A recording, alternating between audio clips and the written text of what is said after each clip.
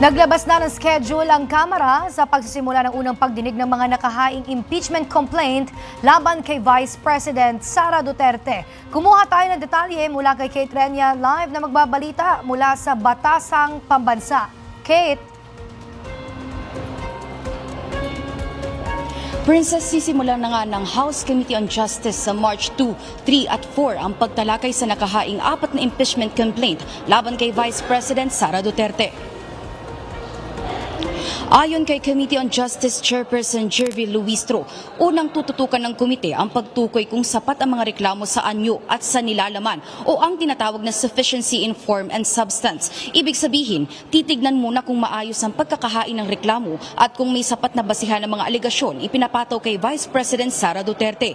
Hindi rin agad pagsasamahin ang 4 na reklamo. Lilitisin muna ang bawat isa sa iisang impeachment proceeding pero magkakaroon lamang ng formal na pagsasama kapag nakitaan ng probable cause o sapat na basihan para umusad ang kaso.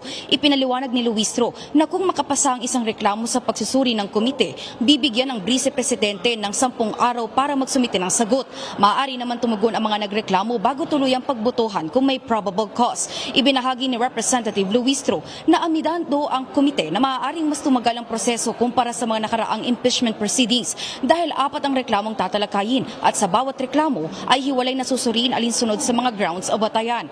Mayroon din mga aligasyon na magkakatulad sa ilang reklamo. Binigyang din niya na mananatiling ang komite na nakabatay sa ebidensya at sa umiiral ng mga patakaran. Saad pa ni Luistro, susundin nila ang itinakdang proseso at hindi magpapadala sa anumang impluwensyang politikal.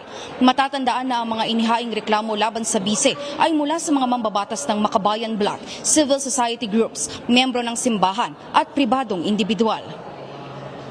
Princess, pahayag din ni Representative Luistro na kung kinakailangan na handa ang komite na ipagpatuloy ang pagdinig hinggil sa impeachment complaint laban kay Vice President Sara Duterte kahit pa naka-recess ang Kongreso. Git pa ng mambabatas na posibleng makaapekto ang impeachment proceeding sa pananaw ng mga botante sa darating na 2028 presidential elections. Mula rito sa Kamara, para sa totoong balita sa Bagong Pilipinas, Kate Renya, Congress News.